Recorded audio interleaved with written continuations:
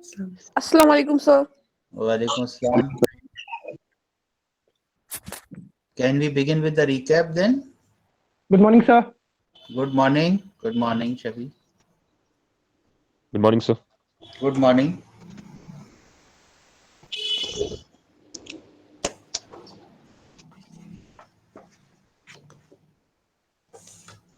Can we begin with the recap? Yes. Good morning. Yes. Am I, Good morning. am I audible? Yes, Hamza, Yes, sir. you are audible. Sir, if at any point of time I am not audible, sir, please tell me. Yes. So today I am here. I am Hamza Mashood here for the recap of previous class, where I will be discussing the role of managers. Actually, if we focus on on manager, manager is like a one man with a 10 faces. He has different roles to play. Sometimes he's coach, sometimes he's optimistic, sometimes he's training the team, sometimes he's decision maker, solver, sometimes he's uh, cheerleading his team. So according to some extensive research by Mr. Henry Mintzberg, he he told that if you look at the manager, there are 10 roles to be played, and so he divided these 10 roles in uh, three broad categories. That are, first one is interpersonal, second one is informational, and third one is decisional.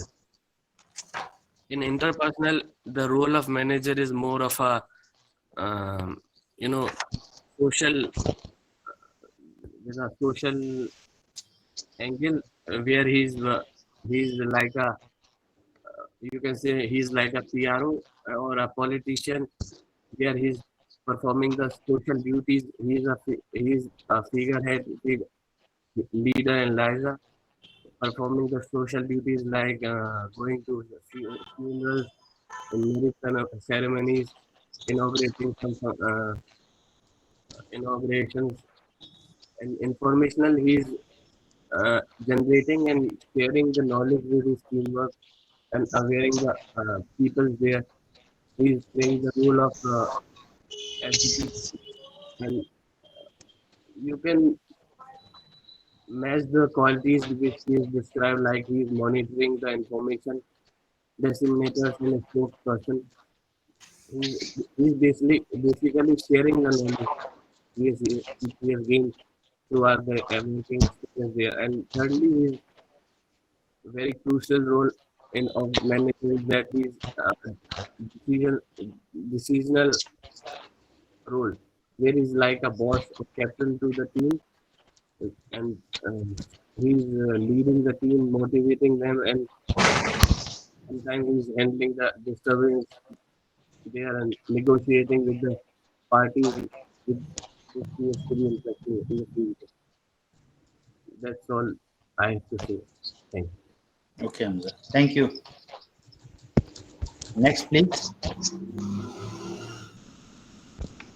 Good morning, everyone. I hope I'm visible and audible. Please change the position of your camera. Is this better, sir? Yes, yes. 1 second, sir. Better, sir? Yes. Okay. Wait a second, sir. Good morning, everyone. My name is Mohammad Asad Beg, and today I'm going to present the recap of Thursday's class. On Thursday, we learned about managerial roles, and sir told us about few examples of VC acting as a great manager of our university.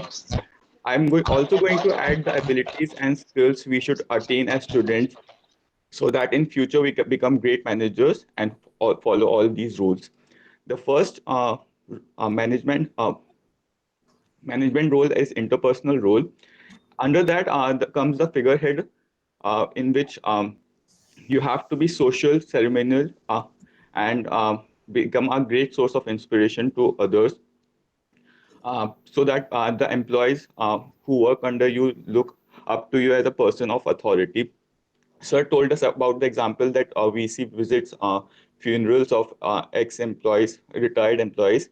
I too had a similar example. My father was admitted in a hospital few months ago. The VC kept check on him with the doctors, and he felt good about it, and he felt a responsibility that he has to get better soon and get back to work. The another sub role that comes under the interpersonal role is become being a good leader, uh, which is a very basic rule for a manager. He has to lead from the front. And the third, under the interpersonal roles comes the liaison role. That is, the manager should communicate with others within the organization and outside the organization with effectively, and so that favors can be passed in the favor of organization.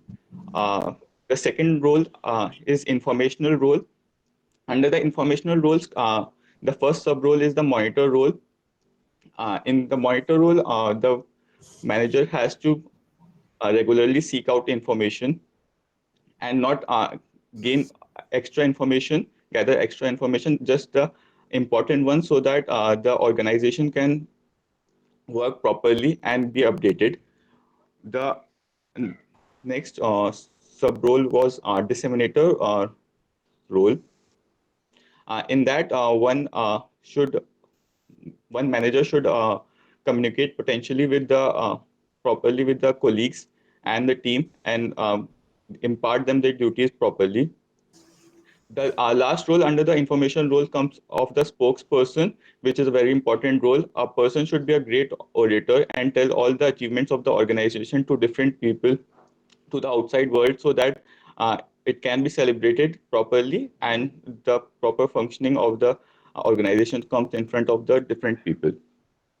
The third main sub role is the decisional role, under which comes four sub roles. First one is the entrepreneur, which makes the manager solve problems coming in the organization, generating new ideas and implementing them. Another sub role under the decisional role is disturbance handler. When there are queries between employees, the manager should step ahead and solve them. It needs a manager to be diplomatic and manage emotions properly. The next and the ninth management role is resource allocator. It is very important in an organization. Uh, Prioritizing funding which comes in the organization, uh, doing specific tasks, and allotting funds to new ideas is very important, so that the organization thrives. The last one is of the uh, negotiation role. It is not that important, I think, uh, because negotiation it, it basically is the negotiating with our teams and departments different, so that teams work together without any problems. That's also. Thank you, Asad and Hamza, for making this presentation. My quick comments on both the presentations is that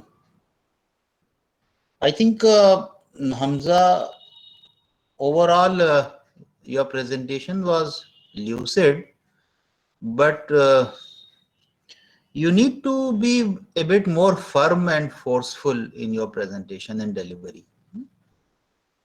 So at times we get a feeling as if you are a bit evasive, not maintaining eye contact with the members, so looking straight, confident. Now those are some areas where I think you need to still work on. And as regards Asad, overall you presented confidently, but you also need to work on your flow, the flow of your delivery, isn't it? So there are a lot of fillers in your speech, especially for example, and all that, some fillers which unnecessarily get into our speech, and that happens when we are not able to present the ideas with full flow. So smoothen the flow of your delivery, and that is one area where your performance would improve. As regards the content, I wonder whether we can say that one role is not important or the other role is not important. For example, what you said about negotiations. Negotiations are very important because then only, for example, you will be able to do the resource allocation role properly. And resource negotiation was not just with the internal team, negotiation with the outside world, with our suppliers, with our customers, with any government agency, for example, which you are dealing with. So negotiations are a very important part of the role. So in fact, this was the point which we made earlier also, that all the roles are important and they are not mutually exclusive. So when we play one role, actually, we are helping us play the other role effectively. So please look at it in an integrated way. That is my submission. Any feedback from your side, Hamza and Asad especially?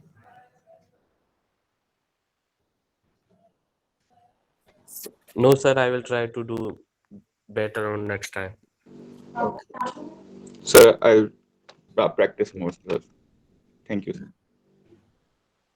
Okay.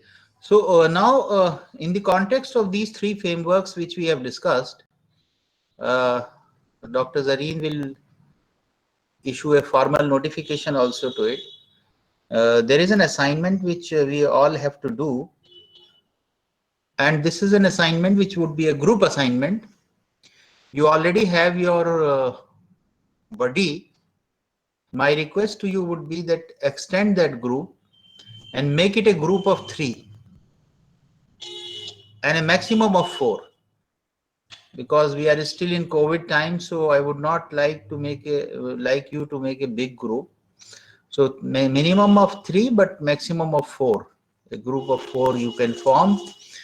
And now you have to actually study a real life manager and see how these frameworks apply to his job, whether it is the framework of planning, organizing, directing, and controlling, or skills framework, or managerial roles framework. Okay.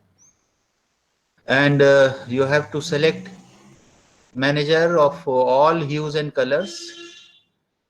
I mean, you have wide range of options. You can have school principals, you can have bank managers, you can have entrepreneurs, or people who are into corporate whom you know. But preferably try to have a kind of offline interaction, not just online. That is why I'm requesting you to make a small group, go to the field, study an actual real life manager, and see how these inputs that you have received in the course, they apply in the real life. Okay. So for you, the first task is form your group, intimate that to Dr. Zareen. And like, for example, we have an MHA group, hospital administration group. They can actually go and study how a hospital functions. A large hospital like JNMC. And in that also there are many row managers, people responsible for, let us say, purchases, people responsible for food. For example, dining is an important component of hospitals. Or even, such functionaries like the medical superintendent, people who are responsible for a large area in terms of number of people who are reporting to him, or in terms of the importance of the role, or in terms of the finances that they are handling for others. So this is the assignment which we have to do. Am I clear on the assignment? And again, this is going to be a graded assignment. You are going to be evaluated for this, and it will carry a weight of 5 marks. So you are already into this activity whereby you are presenting recap, or you will be presenting unit summary. And then the other assignment would be this, the manager's, let us call it the job, manager's job. What is manager's job? Okay. So that is Sir, the, yes. sir, how much to study a manager? Matlab, sir, which broad areas should we cover? Such as I have already briefed, broad area Sir, in terms of, like sir, how he behaves, communication skills and all that. Matlab, what type of areas? yes, first my request to you would be, rather than you saying a lot of things, let him speak about his job. There is a uh, be more of a listener, try to understand what is his nature of job, ask him questions only which helps probe deeper. So for example, you can go to a bank manager, or you can do a hospital kind of person, and you can ask him, what is the nature of your job, what is a typical routine day for you, for example, in your life when you come to the organization, isn't it? What are the responsibilities you handle, isn't it? So that way, try to understand how a manager's typical day is, isn't it? And like for example, you have the entrepreneurial role, you know? So you can ask him, okay, what new things you have done in the past, things which were not done before, things which are your contribution. Thank you, sir. Okay. Any other question or query? Good morning, sir. So, do we have to write this or like we present this? Yes. In fact, we don't know how much time effectively we will have. If we are able to have a kind of enough opportunity, we will ask you to present in the class. In any case, the written assignment has to be submitted, but naturally we want there should be a lot of cross group learning. So it would be our earnest attempt to see to it that you present also in front of entire class, isn't it? Okay, thank you. Okay. Any other query?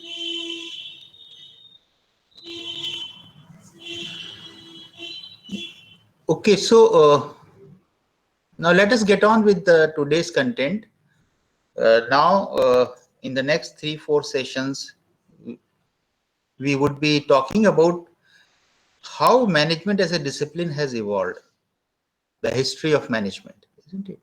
And the various schools of management thought that are there. So we will be trying to have a long short view of how management as a discipline evolved. And for this discussion, I will share with you a quote, and the quote says that management is a new profession but an old discipline. No, management, in fact, the other way around. Management is an old profession but a new discipline. So what do you think is the implication when we make such a statement? Management, an old profession but a new discipline.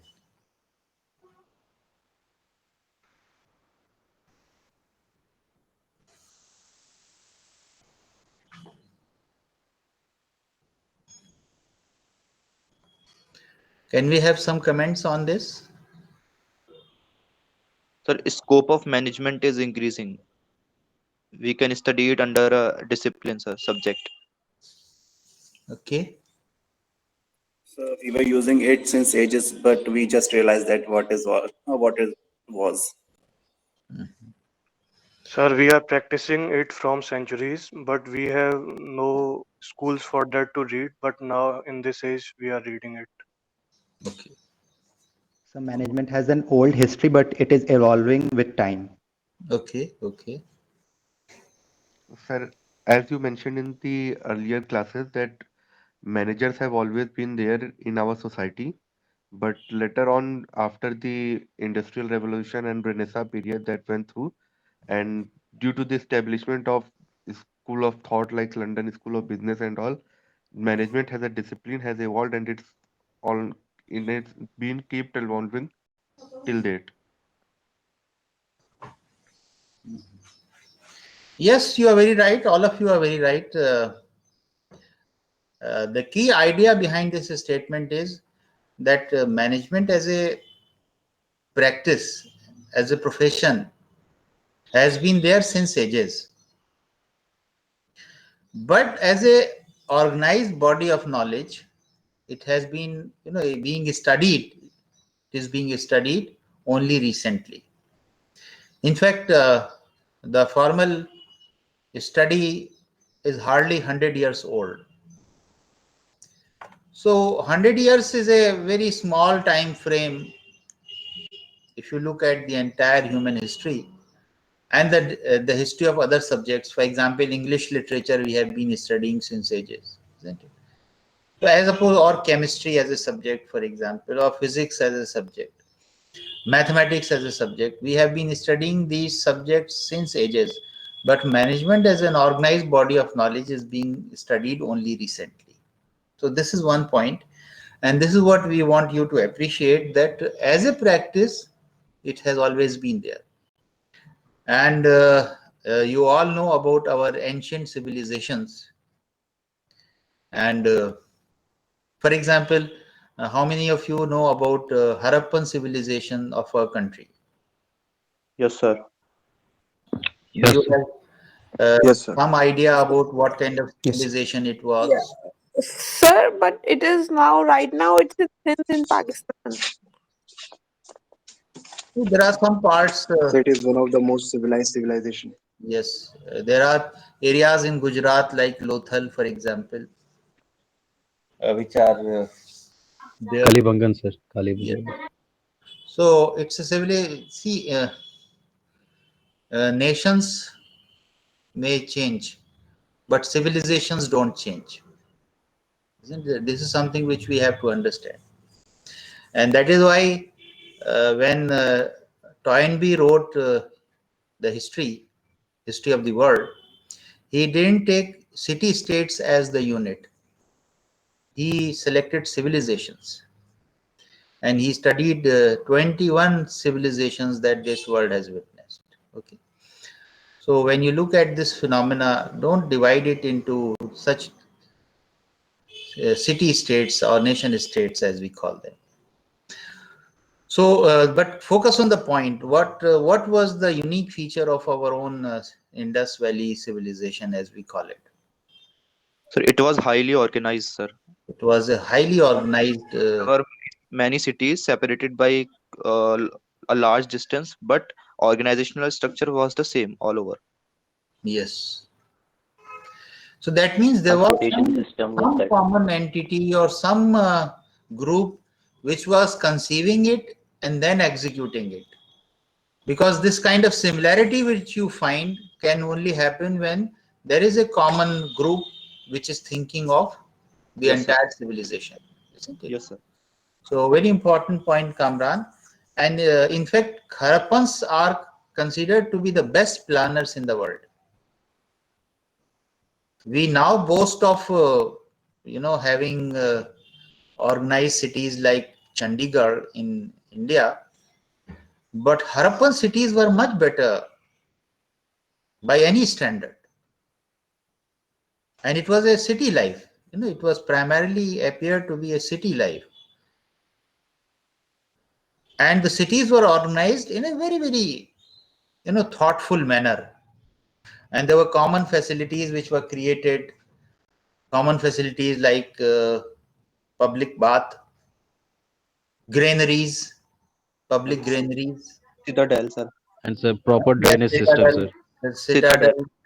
Yes, some structure which represented authority, religious authority, for example. And the best part, which I think we all must admire, and if some of you are resident of Aligarh, you know its importance. The proper functioning drainage system and properly planned roads. The roads always crisscrossed at 90-degree angle. Yes, sir. Yes, sir. And they had such eye for detail that there were houses, there were areas which were marked out. And so the houses were so planned that their entry and exit was always on the side lane, never on the main road. And this indicates the kind of details that they had gone into when they were planning their cities. And the entire city was a walled city. It was enclosed. And all that indicates that there were people who were, conceiving all these things and executing it meticulously. And that is the beauty of Harappan civilization. And there were port cities, like Lothal was the port city. And maybe they were engaged in trade in an extensive way then, because that only explains the existence of port cities like Lothal. So we have to appreciate that, we may now boast ourselves as very modern management practices. We are, we have imbibed all those modern management practices. And when we do things armed with that insight. But actually, they were far, it appeared as if they were far more insightful in doing things, isn't it? And as you know that there were similar other civilizations world over. Harappa was not the only ancient civilization. We had Roman civilizations. We had Mesopotamia, the Iraqian civilization, the Egyptian civilization, even Chinese civilization. So all these were very developed civilizations. If you talk about, for example, Egyptian civilization, which has given to this world one of the wonders of the world, you all know it, the Egyptian pyramids. And do you have any idea about what kind of effort must have gone into in making those pyramids?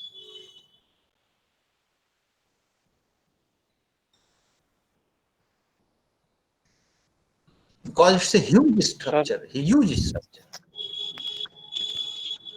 Abuzar, you are saying something? So maybe they use a pulley system, designed engineering system to pull those big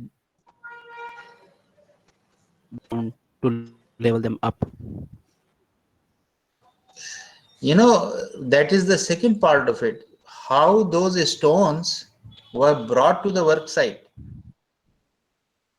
Isn't it? That's the starting point. Because the stones are must have been quarried from a nearby mine. Yes, sir. And nearby also could be very far, actually. So you are asking that how they thought to make that. That's first part of it, and people are not very clear about the purpose of it. But they say that there was some religious purpose behind it. But having thought of creating such a structure, when you get down to actual task of doing it, naturally you would need stones, and stones would be available at some distance place, and they will have to be quarried in the mine and have to be brought to the work site. Yes, sir.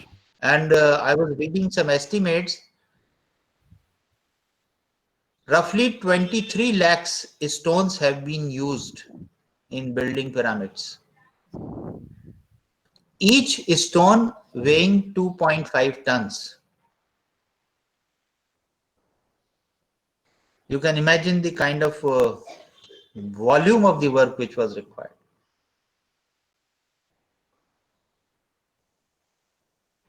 And then bringing those stones, and if you look at the human side of it, around 1 lakh, it is estimated that around 1 lakh people worked for 20 long years for creating those pyramids.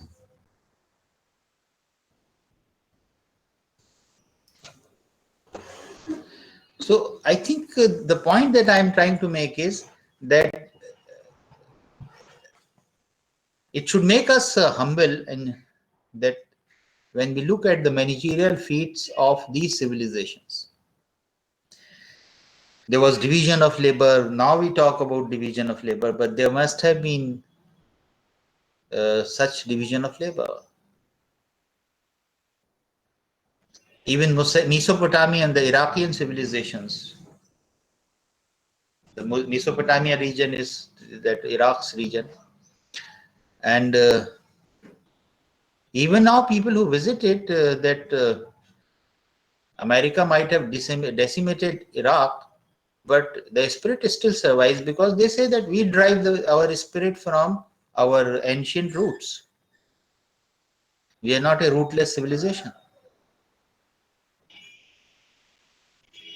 So the point that I'm trying to make is that there have been civilizations in the past, and they have their achievements to their credit. And that is why this statement that management is an old profession. Now, this was which I have already discussed with you in the first class.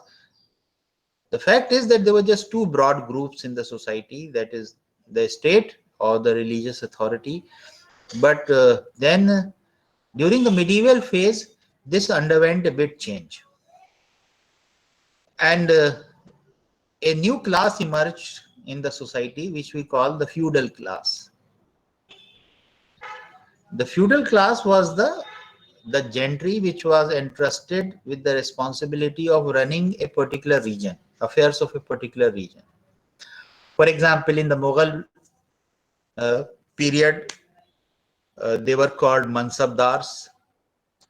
So some nobles, the nobility comprised of people who were assigned a particular region, and if you are a, let us say, 5,000 mansabdar, you hold a mansabdari of 5,000, it indicates that you have a particular piece of land which has been given to you, and you are responsible for the revenue and the military functions.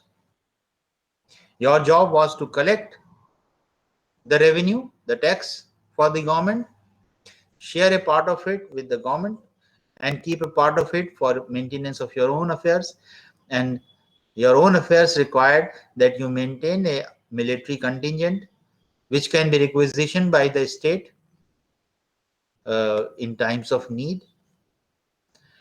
So there were feudal lords both in the medieval Europe and in the India. If we if you look at our own human history, our history of medieval period, whether it is Sultanate period or it is Mughal period, and we know in Mughal period we created that marvel, which again is a managerial feat. If you look at it from that perspective, the Taj Mahal that we created, one of the wonders of the world, which continues to be the major revenue earner for the state, as the center government, as also for the state government. So we have created these systems, but the system in the medieval period was more towards, this creating a second layer in between the state and the fiefdom, as we call it, the common masses. And that was the system of in Hindu principalities, they were called samantas. So their role was to, as a kind of middle functionary between the state and the common people. Now, then I told you, I briefly mentioned to you that how society underwent change with the formal start of the seafaring activity. represented by persons like Columbus and Vasco da Gama. And the contribution of that group was that a formal system of trade started with these seafarers, and new lands were discovered, and India was discovered to the world, America was discovered, and that led to a phenomena which we call the phenomena of mercantilism. So mercantile activity started during medieval period and late medieval period, and actually that is the precursor of the modern management practices, because all those things actually led to a lot of trade activity, commercial activity, rise of bullionism as it was called in the world history. People started accumulating bullions, and because of those bullions, ultimately people had resources, enough resources to create large organizations, and industrialization came into being. So this was the change which occurred in the later part of the medieval period, isn't it? And finally it led to industrial revolution, and industrial revolution is actually responsible for the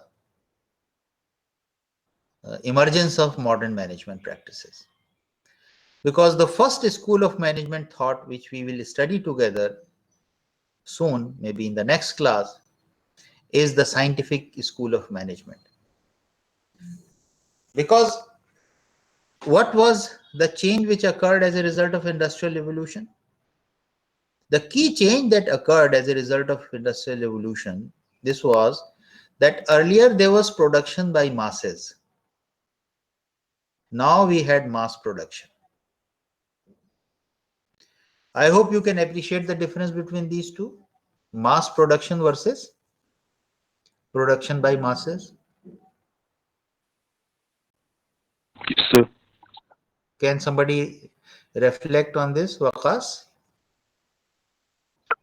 Sir, earlier it was a manual labor, which you product was made. It was done by manually. But then the industrial revolution happened, and it was made on the large scale using high quality machines. And what do you need to succeed in this kind of scenario when you are into mass production? You need some markets. So to handle the machines and things like that, we need good professionals to do that. Yes, we need to handle machines. Yes. And what kind of professionals you require for handling machines? Say skilled labor. Yes, you need skilled labor and those who would run the show.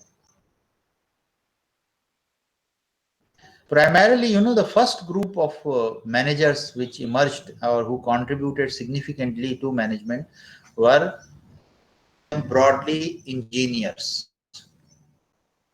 concerned with the shop floor work. People who were supervising the shop floor work. And what is the shop floor work? How it operates? It is a standardized work. For example, if you have to produce a car, what you will do, you will have many assembly, you will have an assembly line on which the car would move. And you have distinct processes which you have identified. So each shop would be performing a unique process. And then once it has done its job, it moves to the next shop. So at one shop, you may have just, this process of tightening of the screw, for example. So the key point is that industrial revolution brought in a production approach which we call the assembly line approach. And what is an assembly line? Assembly line is a standard process.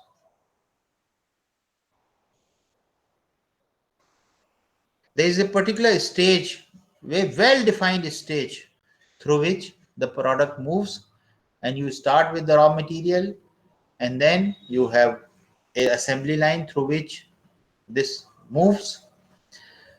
Certain parts are brought in from outside at each and every. For example, you may bring a tire from outside, you may not produce it yourself, and then you fit in at a particular stage that tire, and finally you will have a paint shop, and there you will get it painted and the product will go out. And I was telling you about Henry Ford when I was talking about the concept of efficiency and effectiveness. Told you about his effort, that first car he produced, it took him an entire day to produce that car, but gradually he kept on working on the assembly line, and in 1915 he came to a stage where one car was rolling out of his plant every 1 minute. So you can imagine the kind of change that was brought about by him. From one car a day to one car every minute.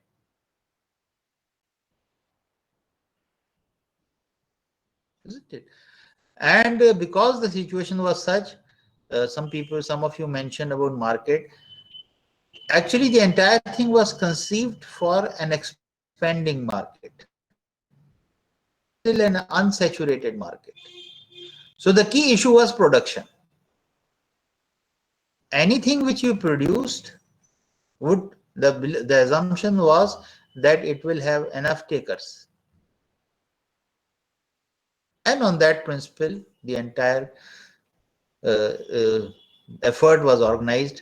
So when we meet next time, we will talk about this school of management thought, which we call the scientific school of management thought.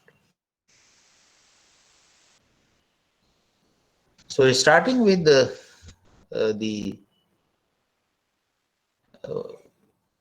ancient period to medieval period and then to the modern period, I will present before you a brief summary of this through the PPT slide, which I will run for next 1 minute or so, next 2-3 minutes only. So I've already shared with you this idea of management being an old profession but a new discipline. Can you see the PPT slide? Yes, sir. Yes, sir. Yes, sir. So I told you about the Egyptian civilization. Yes, the Moses, that period, the Hebrews are also considered to be very good managers. Then I talked to you about Chinese civilizations. Then the Greek civilization that we have, the Roman civilization, and then our own ancient Indus Valley civilization. Then I talked to you about the age of feudalism, the medieval period, and how this created a class of people who were responsible for, you can call them the middle level managers. So there was a state and there were fiefdom, and in between there were these feudal lords who would run the show for the state. But they were basically agents of the state. Then we have this pre-industrial commerce, and we all have talked about this discovery of new lands, then how this got combined with trade, and that led to the period of mercantilism. And this gave to a phenomena which we call the Renaissance period, especially in Europe. And during this period, a lot of scientific discoveries took place. People faced the wrath of the society also. You know about what happened to Galileo when he said, it is not the earth, it is not the sun, but the earth which revolves around the sun. And so there was a spirit of challenging the existing social and religious order. For example, the trade people required some kind of system of managing their money, and they evolved the system of interest. And the traditional Christianity was not in favor of interest. So a new group emerged amongst Christians, and we call them Protestants. And Protestants were far more accommodative of the interest-based system of economy. So, but the point is that there was a challenge to the existing authority. And finally, this all led to a phenomena which we call industrial revolution. And the modern management practices or theories or approaches which emerged, they emerged as a result of the creation of these large organizations. And naturally, as they call it, there's a lot of roadside disturbance. I'm sorry for that. So the point that I'm making at this juncture is that necessity is the mother of inventions, isn't it? जो आवश्यकता है वही आविष्कार की जननी होती है, हिंदी में कहते हैं. तो जब बड़ी ऑर्गेनाइजेशंस पैदा हुई तो उनको मैनेज करने के लिए जो अप्रोचेस की जरूरत हुई वो भी खुद ब खुद पैदा हो गई. तो इसमें जो सबसे पहली अप्रोच है जिसका मैंने हवाला दिया, क्लासिकल अप्रोच के उसमें आती है वो, जिसे हम पहला स्कूल कहते हैं साइंटिफिक मैनेजमेंट स्कूल, है ना. और फिर साइंटिफिक मैनेजमेंट स्कूल के बाद और अप्रोचेस आई जिनको हम डिटेल में स्टडी करेंगे in next 3 or 4 classes. So that is what I have to contribute to the class today. I hope Dr. Zareen, you have already specified the volunteers who are going to present next. Yes, yes, sir. I did that in the beginning. Nazneen and Kuar, they would be presenting. You both are there? Yes, ma'am. Okay. Yes, ma'am. Okay. So Now, any quick comment or observation? We still have 1 minute left, so we can entertain that if there is any observation or query. So what is the deadline for the assignment you have given us? I think the first deadline is for the formation of group, है ना? So I think by the end of this week class, that is Thursday, please make sure that you form a group. Preferably form a group so that the physical meeting is possible. We could have made the group on our own, but so as far as possible, make sure that you are able to meet physically in groups of 3 or 4 each. So by Thursday, I will request you to give the name of your group members to Zareen ma'am. And then we will share with you the relevant material, and we will carry out a discussion on Thursday itself about because there were some questions that Kamran asked today. So maybe we'll spend some time as to how you have to go about doing this assignment. And the next week would be reserved for, undertaking the actual field work. Okay. Sir, not all of us belong to Aligarh, so how we are supposed to meet physically? That is why I said as far as possible. So if 2 of you are located in a city, let us say Lucknow, for example, I will request you to form a group there. Okay. And that if it is not working out, then you let us know. In my city, there is nobody, none of my classmates present. Sir, actually in my city there is no one. I am from Ajmer, so there is no one from here. I am the only one from here. So we will naturally accommodate you in such a manner that we are able to make most of this constraint that you are faced with. That's a real constraint. But at least people who are based in Aligarh or based in towns where you have your friends. So the idea is not only to undertake this assignment, but also to, get into this mold of meeting our classmates, discussing with them issues related to this course.